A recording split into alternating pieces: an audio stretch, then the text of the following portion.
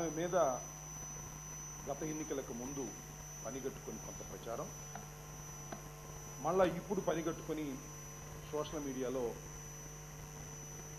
తీవ్రమైనటువంటి ప్రచారం చేసి ఆమె వ్యక్తిత్వాన్ని దెబ్బతీయాలనేటువంటి ఒక విష ప్రచారాన్ని తెలుగుదేశం పార్టీ పనిగట్టుకొని చేయడాన్ని మనం గమనిస్తూ ఉన్నాం.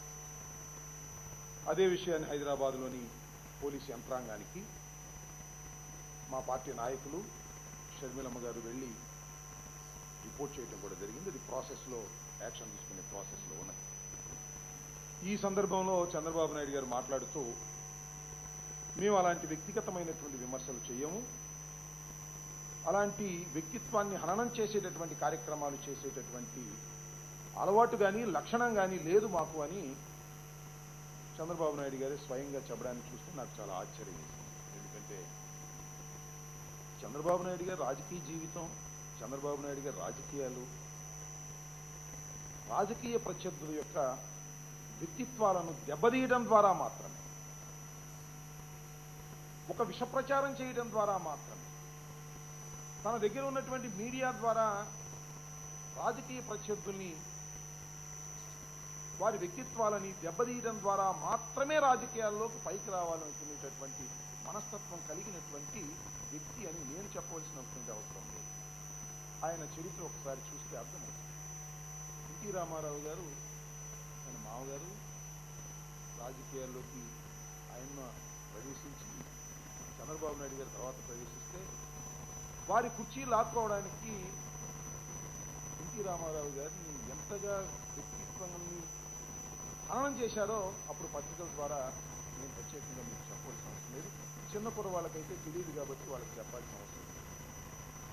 వ్యక్తిత్వాలను హననం చేసి ఎదుటివారి మీద బురదల్లి రాజకీయ లబ్ధి పొందాలనేటువంటి ప్రయత్నం చేసేటటువంటి నీచమైన స్వభావం కలిగినటువంటి వ్యక్తి ఈ రాష్ట్ర ముఖ్యమంత్రి, తెలుగుదేశం పార్టీ అధినేత. మనం చేస్తున్న ఇప్పుడే కాదు, పోయినసారి కూడా ఆ మహాతల్లి షర్మిలమ్మ గారి మీద ఇలాంటి అపవాదులు వేసి వాట్సాప్లో ప్రచారం చేశారు. నేను ఒకే ఒక్క విషయాన్ని ఈ సందర్భంగా చెప్పదలుచుకున్నాను. డాక్టర్ వైఎస్ రాజశేఖర రెడ్డి గారికి ఒక కుమార్తె, ఒక కుమారుడు ఉన్నారు. రాజశేఖర రెడ్డి గారి మరణం తర్వాత ఆ కుమారుణ్ణి తెలుగుదేశం పార్టీ, అదేవిధంగా కాంగ్రెస్ పార్టీ కలిసి వేధిస్తూ ఉంటే చివరికి 16 మాసాలు జైల్లో పెడితే ఆయన కుమార్తె అయినటువంటి చెల్లెలైనటువంటి షర్మిలమ్మ గారు పాదయాత్ర చేసి పార్టీని కాపాడినటువంటి మహిళ. అలాంటి మహిళ మీద ఇలాంటి దుష్ప్రచారం చేస్తున్నప్పుడు మనకు బాధ కలుగుతుంది. అది సాక్షాత్తు చంద్రబాబు నాయుడు నాయకత్వంలో ఉన్నటువంటి తెలుగుదేశం పార్టీ పనిగట్టుకొని చేయటం ఒక నీచమైన చర్య. దీనికి మీరు ప్రతిఫలం అనుభవిస్తారనే విషయాన్ని కూడా ఈ సందర్భంగా నేను చెప్పదలుచుకున్నాను. ఆమెనే కాదు, జగన్మోహన్ రెడ్డి గారిని వేధించారు, జైల్లో పెట్టారు. ఆయన మొక్కవోని ధైర్యంతో ముందుకు సాగుతూ ఉంటే ప్రయత్నం చేసేటటువంటి పనికి కూడా పాల్పడినటువంటి నీచమైనటువంటి రాజకీయం చేసేటటువంటి వ్యక్తి చంద్రబాబు కాదా? అవునా? మనం చేస్తున్నాం. పోలీసు యంత్రాంగం కాదు, వేరే దాని మీద ఎంక్వైరీ చేయాలి అని ఎంక్వైరీ జరుగుతూ ఉంటే గగ్గోలు పెడుతున్నారు. ఎందుకు గగ్గోలు పెడుతున్నారని అడుగుతా ఉన్నారు. వాస్తవాలు బయటకు వస్తాయని గగ్గోలు పెడుతున్నారా? నేను చెప్పదలుచుకున్నది ఏంటంటే, ఒక నీచమైన స్వభావం కలిగినటువంటి చంద్రబాబు నాయుడు గారు వ్యక్తిత్వాలని హననం చేసేటటువంటి కార్యక్రమం చేస్తున్నారు. దీన్ని దయచేసి ప్రజలు అర్థం చేసుకోవాలని ఈ సందర్భంగా మీడియా ద్వారా ప్రజలకందరికీ మనం చేస్తున్నాను. చంద్రబాబు ఒక నీచమైనటువంటి మనస్తత్వం కలిగినటువంటి వ్యక్తి అని మరొక్కసారి ప్రజలు గమనించాలని, ఈ షర్మిలమ్మ గారి మీద చేస్తున్నటువంటి దుష్ప్రచారం సందర్భంగా మీరు తెలుసుకోవాలని ఈ సందర్భంగా నేను కోరుతూ ఉన్నాను. ఇక రెండో అంశం, ఈరోజు హైదరాబాద్లో ఒక రాజకీయ పరిణామం. ఈ రాజకీయ పరిణామం చూస్తున్నప్పుడు చాలా హైప్ చేశారు మీడియా వారు కూడా. చాలా ఉత్కంఠతగా తెలుగు ప్రజలు, 2 రాష్ట్రాల ప్రజలు ఉత్కంఠతగా ఎదురు చూశారు ఏం జరుగుతుంది ఏమిటని. దానితో పాటు దేశవ్యాప్తంగా ఉన్నటువంటి రాజకీయ మేధావులు కూడా ఏదో జరుగుతూ ఉన్నది, ఒక ఫెడరల్ ఫ్రంట్ ఏర్పడడానికి కొంత కృషి జరుగుతూ ఉన్నది, ఏమిటి ఈ పరిణామాలని చాలా ఉత్కంఠపై ఎదురు చూసినటువంటి సందర్భం ఇదని మనం చూస్తున్నాం. ఒక పక్కన దేశ ప్రజలు, రాష్ట్రాల ప్రజలు, మేధావులు ఎదురు చూస్తుంటే చిత్రం ఏంటంటే మరొక పక్కన తెలుగుదేశం పార్టీ వారు శోకాలు పెడుతున్నారు. ఆయన ఎవరు, ఉమా గారు ఆ టీవీల ముందు శోకాలు పెడుతున్నారు, శాపరార్థాలు పెడుతున్నారు. అది ఎట్లా గెలుస్తారు మీరు, ఏం గెలుస్తారు మీరు, ఆయన అట్లా చేశాడు ఇట్లా చేశాడు ఏదేదో చెప్తూ ఉన్నారు. ఒక ఆయన ఏమో కలిసినా పర్వాలేదు మాకు 160 సీట్లు వస్తాయి 180 సీట్లు వస్తాయని ఒక ఆయన చెప్తున్నాడు. కాబట్టి ఏమిటి పరిణామం, జరుగుతున్న పరిణామం ఏంటి, మీరు మాట్లాడుతున్నటువంటి ధోరణి ఏమిటి? ఏమైనా మేము టీఆర్ఎస్ కలిసి ఆంధ్ర రాష్ట్రంలో పోటీ చేస్తున్నాం, కలిసి మేమన్న పొత్తు కోసం ఎంపర్లాడుతున్నామా? ఒక జాతీయ వేదికను ఏర్పాటు చేయాలనేటువంటి భావన టీఆర్ఎస్ అధినేత తెలంగాణ ముఖ్యమంత్రి భావించారు.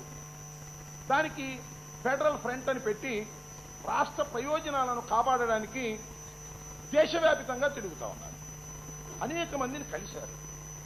అదే క్రమంలో అయ్యా మేము కూడా మీతో కలుస్తాము, మీతో చర్చిస్తాము అని కేసీఆర్ గారు ఫోన్ చేసి కేటీఆర్ గారిని ఒక బృందాన్ని మీకు పంపుతున్నాము, వాళ్ళతో చర్చించండి అని చెప్పారు. కమాన్ రండి, మీతో మేము చర్చిస్తాం అని అంటే వారు లోటస్ పాండ్లో జగన్మోహన్ రెడ్డి గారి ఇంటికి వచ్చి ఒక అరగంటో గంటో చర్చించి వెళ్ళారు. జగన్మోహన్ రెడ్డి గారు, కేటీఆర్ గారు దానిలో ఉన్నటువంటి అంశాలను కూడా వివరంగా వివరించారు. ఇది జరిగినటువంటి పరిణామం. ఇక్కడ మేధావులు ప్రజలకి అందరికీ తెలుసు, కానీ చంద్రబాబు నాయుడు గారికి తెలిసి చెప్తున్నాడో తెలియక చెప్తున్నాడో నాకు అర్థం కాలేదు. కేసీఆర్ గారు కానీ టీఆర్ఎస్ కానీ ఆంధ్ర రాష్ట్రంలో పోటీ చేయడం లేదు, మాతో పొత్తు పెట్టుకోవడం అంతకంటే లేదు. ఇప్పుడు జరుగుతున్న పరిణామం ఏమిటంటే ఆ రాష్ట్రంలో వాళ్ళకి కొన్ని సీట్లు ఉన్నాయి, మా రాష్ట్రంలో మాకు కొన్ని సీట్లు ఉన్నాయి, మేము పోటీ చేస్తాం. పోటీ చేసిన తర్వాత జాతీయ స్థాయిలో ఒక ఫెడరల్ ఫ్రంట్ ఏర్పాటు చేసుకొని కేంద్ర ప్రభుత్వంతో వచ్చేటటువంటి సక్రమమైనటువంటి నిధులను కానీ హక్కుల్ని కానీ మనం గట్టిగా వసూలు చేసేటటువంటి కార్యక్రమంలో మనం కలిసిమెలిసి ఉండాలి అనేటువంటి ఒక ప్రతిపాదనని మా టేబుల్ మీద పరిశీలనకు వచ్చింది, పరిశీలిస్తున్నాం, చర్చిస్తున్నాం. దానిలో భాగంగా మీ అందరికీ తెలుసు ప్రత్యేక హోదా. ఈ ప్రత్యేక హోదా ఈ ఫెడరల్ ప్రభుత్వం, ఫెడరల్ ఫ్రంట్ ప్రత్యేక హోదాకి సహకరిస్తుందా లేదా అంటే ఎస్ మేము సహకరిస్తామని సాక్షాత్తు కేసీఆర్ గారు పక్క రాష్ట్ర ముఖ్యమంత్రి గారు మీ రాష్ట్రానికి ప్రత్యేక హోదా ఇవ్వడం ధర్మం అని చెప్పిన తర్వాత ఆయనకి భోజనం పెట్టి మీతో చర్చిస్తే తప్ప, ఇదేమన్నా ఘోరమా, ఇదేమన్నా అన్యాయమా? అరే ఎంత రంకెలేస్తున్నారని నాకు అర్థం కాలేదు. తెలంగాణకి ఆంధ్ర రాష్ట్ర ప్రయోజనాలను తాకట్టు పెట్టేస్తున్నాడు జగన్మోహన్ రెడ్డి గారు. కేసుల్ని భయపడి కేసీఆర్తో కలిసిపోతున్నాడు. ఏం మాట్లాడుతున్నారు మీరు? నేను ఒకే ఒక్క విషయాన్ని అడుగుతా ఉన్నా, చంద్రబాబు నాయుడు గారిని, చంద్రబాబు నాయుడు గారి బృందాన్ని. ఇదే చంద్రబాబు నాయుడు గారు మొన్న ఈ మధ్యనే ఎన్నికలు జరిగాయి. ఎన్నికలు జరిగినప్పుడు మీరు కాంగ్రెస్ పార్టీతో వెళ్లారు, ఓడిపోయారు. ఇది అంశం ఒకటి. కాంగ్రెస్ పార్టీతో వెళ్ళక ముందు మీరేం చేశారు? మీరే చెప్పారు, మేం చెప్పరా. మీరే చెప్పారు. ఏం చెప్పారు? మేము కేసీఆర్ని అడిగాం, మనం కలిసి పనిచేద్దాం, కలిసి పోటీ చేద్దాం, మీకు కొన్ని సీట్లు ఇవ్వండి. మొన్న 13 తీసుకున్నారు, ఇక్కడ 15, 16 అడిగాడు. అడిగితే కేసీఆర్ ఏమన్నాడు? సీదా నీతో సంబంధం ఏంటి మాకు, నువ్వు పెద్ద దుర్మార్గుడివి, నీతో మేము పొత్తు పెట్టుకోం అంటే పోయి కాంగ్రెస్ పార్టీ దగ్గరికి వెళ్ళారు. మనకు సిగ్గు చరం లేదు కాబట్టి నీతో పొత్తు పెట్టుకున్నారు, ఓడిపోయారు. ఇవాళ నువ్వేమంటున్నావు? కేసీఆర్తో పొత్తు పెట్టుకోవడానికి ప్రయత్నం చేసినటువంటి చంద్రబాబు నాయుడు గారు పొత్తు కాదు పొమ్మన్న తర్వాత ఇవాళ చర్చ జరపడమే తప్పు. మేము పొత్తుకి వెళ్ళలేదు, గుర్తుపెట్టుకోవాలి ప్రజలందరూ కూడా. చంద్రబాబు నాయుడు గారు కూడా గుర్తుపెట్టుకోవాలి, మేము పొత్తుకు వెళ్ళడం లేదు. 175 సీట్లకి ధైర్యంగా పోటీ చేసే శక్తి, సామర్థ్యం జగన్మోహన్ రెడ్డి గారికి, వైఎస్ఆర్ కాంగ్రెస్ పార్టీకి ఉన్నది. మేము కేసీఆర్ గారితోనూ కేటీఆర్ గారితోనూ చర్చలు జరుపుతున్నది దేశవ్యాపితంగా ఉన్నటువంటి ఒక వేదికను ఏర్పాటు చేసే క్రమంలో మాతో వారు చర్చించడానికి వచ్చినప్పుడు ఆహ్వానించి మర్యాదగా వారితో చర్చలు జరిగితే ఏందయ్యా గంగ వెర్రి వ్యక్తులు పోతున్నారు మీరు? నాకు అర్థం కాలేదు. అదే స్వామి చెప్పినట్టు ఏనుగు వెళ్తుంటే కుక్కలు మరిగినట్టుగా ఇవాళ లోటస్ పాండ్లో జరుగుతుంటే కుక్కలు మరిగినట్టుగా ఎందుకయ్యా టీవీల్లో మరుగుతారు? నాకు అర్థం కాలేదు. ఆయన దేవినేని ఉమాగాడు చెబుతున్నాడు, కేసీఆర్ అలాంటి వాడు, కేసీఆర్ ఇలాంటి వాడు, కేసీఆర్ అప్పుడు అలా చేశాడు, ఇప్పుడు ఇలా చేశాడు. ఆంధ్రోళన తిట్టాడు, వాళ్ళని తిట్టాడు. అయ్యా ఎన్ని తిట్టాడు, కరెక్టే ఒప్పుకుందాం. మరి మీరు ఎందుకు అడిగారయ్యా ఆయన్ని పొత్తు పెట్టుకుంటామని? ఆ రోజున మీకు గుర్తులేదా? మీ చంద్రబాబు నాయుడు గారికి గుర్తులేదా? చంద్రబాబు నాయుడు గారు నువ్వు చెప్పలేదా? ఊరినే శ్లోకాలు పెడుతున్నాయి వాళ్ళ పోలవరానికి ఏదో గందరగోళం చేశారని చెప్తున్నా. ఆ రోజున మీరెందుకు కేసీఆర్ కాళ్లు పట్టుకోవడానికి ప్రయత్నం చేశారు, సీట్లు ఎగడానికి ప్రయత్నం చేశారు? ఎక్కడో కాదది. పాపం హరికృష్ణ గారు చనిపోతే అక్కడ పరామర్శించడానికి వస్తే వారి దగ్గర పట్టుకొని మనం పొత్తు పెట్టుకుందాం, మనం పొత్తు పెట్టుకుందాం అని ఎందుకు అడిగారయ్యా? ఆ రోజున మీకు బుద్ధి జ్ఞానం లేదా? మీరు పొత్తు పెట్టుకుంటేనేమో అది రాజకీయ ప్రయోజనాలు, రాష్ట్ర ప్రయోజనాలు. మేము చర్చలు జరిపితే తాకట్టు పెట్టినట్ట. ఏమిటి అన్యాయం అంటున్నా? దుర్మార్గమైన ఆలోచన చేస్తున్నావు చంద్రబాబు నాయుడు గారు. ఇది ధర్మం కాదని మనం చేస్తున్నా. మేము చాలా స్పష్టంగా చెప్తున్నాం. ఇవాళ ఒకే ఒక అంశం, ఈ రాష్ట్రానికి మొట్టమొదటి నుంచి జగన్మోహన్ రెడ్డి గారు, వైఎస్ఆర్ కాంగ్రెస్ పార్టీ చెబుతున్నది ఒక్కటే, ఈ రాష్ట్రానికి ప్రత్యేక హోదానే దిక్కు. ప్రత్యేక హోదా వల్లనే చీలిపోయినటువంటి రాష్ట్రం అభివృద్ధి పదంలోకి పయనిస్తుంది. దానికోసం ఎంత కష్టమైనా పడతాం, దానికోసం ఎంత పోరాటమైనా చేస్తామని పోరాటాన్ని చేస్తున్నటువంటి వ్యక్తి జగన్మోహన్ రెడ్డి అని మనం చేస్తున్నాం. ఏమయ్యా చంద్రబాబు నాయుడు గారు మీరేమన్నారు? ప్రత్యేక హోదా అవసరం లేదన్నారు, ప్రత్యేక హోదా దండగన్నారు, మీకు తెలియదన్నారు. మళ్ళా మీరే ప్లేటు ఫిరాయించి ప్రత్యేక హోదా లేకపోతే కుదరదని చెప్పేసి కేంద్రం మీద ఇవాళ దాడి చేస్తున్నాం, ధర్మ పోరాటం చేస్తున్నామని మీరు చెబుతున్నారే. ఇవాళ కూడా మేము చెప్తున్నాం, ఇవాళ కేసీఆర్ గారు, కేటీఆర్ గారు వచ్చినప్పుడు ప్రధానమైన చర్చ ఒకటే, రాష్ట్ర ప్రయోజనాలు. ఈ రాష్ట్రానికి ఏ ప్రయోజనాలు జరుగుతాయి? ప్రత్యేక హోదా సాధనలో ఫెడరల్ ఫ్రంట్ ఉపయోగపడుతుందా లేదా? మీ అభిప్రాయం ఏమిటి అని మేము అడిగితే ఇందాక చెప్పారు కేసీఆర్ గారు, కేటీఆర్ గారు ఇంతకు ముందు కూడా చెప్పారు, ఆంధ్ర రాష్ట్రానికి ప్రత్యేక హోదా ఇవ్వడం ధర్మమని పక్కనే ఉన్నటువంటి రాష్ట్రం చెబుతున్నప్పుడు వారిని మనం సంప్రదించడం తప్ప, వాటితో చర్చించడం తప్ప? చెప్పండి చంద్రబాబు నాయుడు గారు. మీరు ఏదేదో చెప్తున్నారు, ప్రత్యేక హోదా ఇస్తామని చెప్పినటువంటి ప్రభుత్వంతో కలిసి మెలిసి పనిచేసి ఎగ్గొట్టినటువంటి దుర్మార్గమైనటువంటి మనస్తత్వం, దుర్మార్గమైనటువంటి రాజకీయం చేసినటువంటి మీరు ప్రత్యేక హోదా కోసం పాకులాడుతున్నటువంటి రాజకీయ పార్టీ వైఎస్ఆర్ కాంగ్రెస్ పార్టీ అని మనం చేస్తున్నాం. ప్రత్యేక హోదా కోసం ఎంత దూరమైనా వెళ్లి పోరాటం చేయడానికి సిద్ధపడినటువంటి రాజకీయ పార్టీ వైఎస్ఆర్ కాంగ్రెస్ పార్టీ అని మనం చేస్తున్నాం. ఎన్నో నిరాహార దీక్షలు చేశాం, ఉద్యమాలు చేశాం, విద్యార్థుల్ని చైతన్యపరిచాం. ఇవాళ ఫెడరల్ ఫ్రంట్ వస్తుంది అంటే దానిలో మన అంశాలు ఏమన్నా పనికొస్తాయా లేదా? మన రాష్ట్రానికి ప్రయోజనం జరుగుతుందా లేదా? ఏమిటండి మన రాష్ట్రం దెబ్బతినిపోయినటువంటి రాష్ట్రం.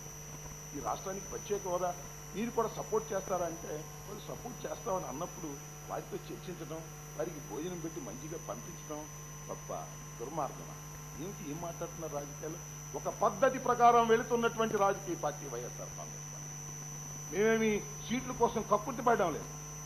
కేసీఆర్ గారు, కేటీఆర్ గారు ఇక్కడికి వచ్చి మాకు సీట్లు ఇచ్చి కారు గుర్తు మీద 5 సీట్లు 10 సీట్లు వాళ్ళకి ఇచ్చి మేము పోటీ చేయటం ఒక పద్ధతి ప్రకారం జాతీయ రాజకీయాల వేదిక తప్ప ఇది రాష్ట్రంలో పొత్తులు కాదు. చంద్రబాబు నాయుడు గారు గుర్తుపెట్టుకోమని మనం చేస్తున్నాం. ఏదో మేము రాష్ట్రంలో పొత్తులు కలిసిపోతున్నట్టు, రాష్ట్రంలో వారికి ఏదో సీట్లు ఇస్తున్నట్టు. కేటీఆర్ గారు ఇక్కడికి వచ్చి ప్రచారం చేస్తే మీకు 160 సీట్లు వస్తాయి, ఇదంతా మాకంతా ఉపయోగమేను. ఉపయోగమైతే ఎందుకు గగ్గోలు పెడతారు? కాముగా కూర్చోవచ్చు కదా, మీకు ఉపయోగం జరుగుతుంది మేము చేసే చర్యల వల్ల. మీరు కాముగా కూర్చోవచ్చు కదా, ఎందుకు గగ్గోలు పెడుతున్నారు, ఎందుకు శోకాలు పెడుతున్నారు? ఇది దుర్మార్గం. మీరు ఏది చెబితే అది జరుగుతుందని మీరు అనుకుంటున్నారు. ఈ పత్రికలు కూడా ఏది చెబితే అది రాసే ప్రయత్నం చేస్తున్నారు. ఇది దుర్మార్గమైనటువంటిది. ఒక మంచి ఆలోచన జరుగుతా ఉంది రాష్ట్రంలో. జగన్మోహన్ రెడ్డి గారు చాలా కష్టపడి పాదయాత్ర చేశారు. ఒక మంచి ఆలోచన చేస్తున్నాం. ఈ రాష్ట్రాన్ని భవిష్యత్తులో అభివృద్ధి చేసేందుకు ఏ విధమైన మార్గాలు ఉన్నాయి, ఏ విధంగా ముందుకు సాగాలి అనే దాని మీద ఆలోచన క్రమంలో ఇవాళ కేసీఆర్ గారి ఆహ్వానం, కేటీఆర్ గారు రావడం ఒక మంచి పరిణామంగానే ఇది రూపుదిద్దబోతుందనేటువంటి భావన మాకున్న. చూద్దాం, మంచి పరిణామం అయితే వెల్కమ్ చేస్తాం, మంచి పరిణామం కాకపోతే వెల్కమ్ చేయం. అల్టిమేట్ గా ఒకటే గుర్తుపెట్టుకోండి, అల్టిమేట్ గా రాష్ట్ర ప్రయోజనాలే వైఎస్ఆర్ కాంగ్రెస్ పార్టీ ప్రధాన ధ్యేయం. ఇవాళ ఇక్కడ 25 సీట్లు ఉన్నాయి, అక్కడ 17 సీట్లు ఉన్నాయి. మొత్తం 42 సీట్లుగా ఉన్నటువంటి ఆంధ్రప్రదేశ్ 2గా చీప్ బలహీనపడిపోయింది.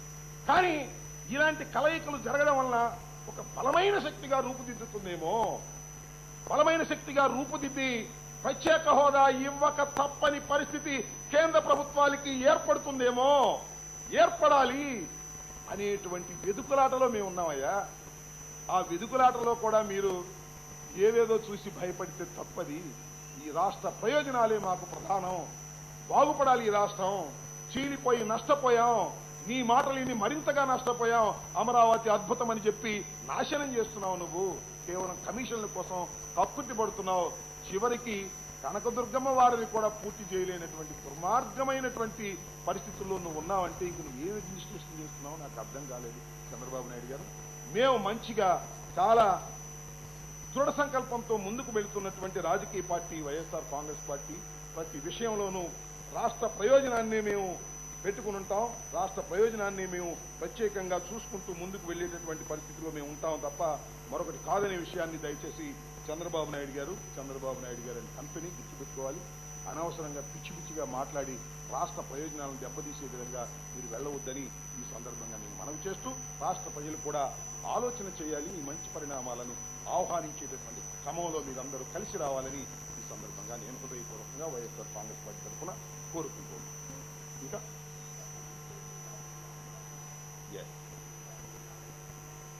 అసలు ఇవాళ మేము చాలా స్పష్టంగా మరి ఈ ఫెడరల్ ఫ్రంట్ ఏర్పాటు చేసేటటువంటి వ్యక్తులు చాలా స్పష్టంగా ఏం చెప్తున్నారంటే భారతీయ జనతా పార్టీ ఈ దేశంలో పరిపాలన చేస్తున్నది. ఇంతకు ముందు కూడా చేసింది.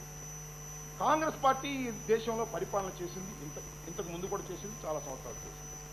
ఈ రెండింటికి ఆల్టర్నేటివ్ గా ఫెడరల్ ఫ్రంట్ కావాలి అనేటువంటి ప్రయత్నం జరుగుతా ఉన్నదని మేము స్పష్టంగా చెప్తా ఉంటే ఇది బీజేపీకి అనుకూలం. ఏంది బీజేపీకి అనుకూలం అయితే బీజేపీతో పోవాలా? నువ్వు పోయినట్టు పోయినసారి పవన్ కళ్యాణ్ నువ్వు కలిసి బీజేపీతో పోయినసారి పోయావు కదా.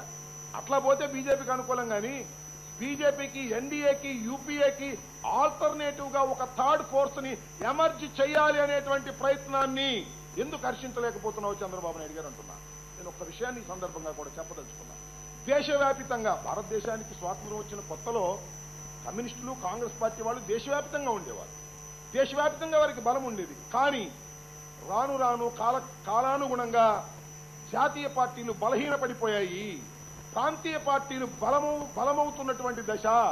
ప్రాంతీయ పార్టీల కలయికతో తప్ప ప్రభుత్వాలను ఏర్పాటు చేసే పరిస్థితి లేని దశలో ఇవాళ భారత రాజకీయాలు ఉన్నటువంటి ఈ తరుణంలో అన్ని రాష్ట్రాల్లో ఉన్న ప్రాంతీయ పార్టీలను ఒక వేదిక మీదకు తీసుకొచ్చేటటువంటి ఒక ప్రయత్నం ఎవరైనా చేస్తున్నప్పుడు ఈ ప్రయత్నం మంచిదేనని పరిశీలించడం తప్పు కాదు. మేము ఒకటే మనవి చేస్తున్నా, యూపీఏకి, ఎన్డీఏకి ఆల్టర్నేటివ్ గా ఏర్పాటు కాబోతున్నటువంటి ఫెడరల్ ఫ్రంట్ ని మేము పరిశీలిస్తున్నాం, చర్చిస్తున్నారు. నేను ఇంకోటి కూడా మనవి చేస్తున్నా ఈ సందర్భంలో. కేటీఆర్ గారు ఇందాక చెప్పారు. నేను ప్రాథమికంగా ఈ రోజున చర్చించాం. ఇది ప్రైమాఫేసి చర్చలు జరిగాయి. తర్వాత కేసీఆర్ గారే వచ్చి జగన్మోహన్ రెడ్డి గారితో మాట్లాడతారు అన్నారు. వెల్కమ్. కేసీఆర్ గారే వచ్చి ఒక రాష్ట్ర ముఖ్యమంత్రి, సీనియర్ లీడర్, ఆయనే వచ్చి అన్ని ఎక్స్ప్లెయిన్ చేసినప్పుడు రాష్ట్రానికి ప్రయోజనం కలుగుతుందనుకున్నప్పుడు దాన్ని గ్రీన్ సిగ్నల్ ఇస్తాం, దాన్ని పరిశీలన చేస్తాం. చర్చలు జరుగుతూ ఉన్నాయి, కాలక్రమంగా జరుగుతాయి. This is the first stage of discussions. First stage discussions కి, తొలి దశ డిస్కషన్స్ కి ఎందుకయ్యా బెంబేలు ఎత్తిపోతున్నారు తెలుగుదేశం వాళ్ళు? నాకు అర్థం కాలేదు. చర్చ జరుగుతుంటేనే కంగారు పడిపోతారేంటి? మీకేంటి ప్రమాదం? ఏంటి మీకేం ప్రమాదం వచ్చి? రాష్ట్ర ప్రయోజనాలు జరిగితే ప్రమాదమా? మీకేదో ప్రమాదం వచ్చింది, మీకేదో ఇబ్బంది వచ్చింది.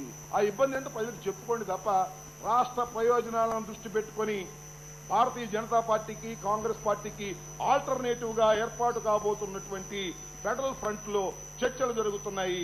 చర్చల్లో ఏ ఫలితాలు వస్తాయో కాలానుగుణంగా అర్థమవుతాయి. మేము ఎవరికి కొమ్ము గాయడానికి, చంద్రబాబు నాయుడు గారి లాగా కొమ్ములు గాయడానికి మేము సిద్ధంగా లేము. లాలూచి కుస్తీలు పడడానికి అంతకన్నా సిద్ధంగా లేమనే విషయాన్ని దయచేసి గమనించాలి. మనం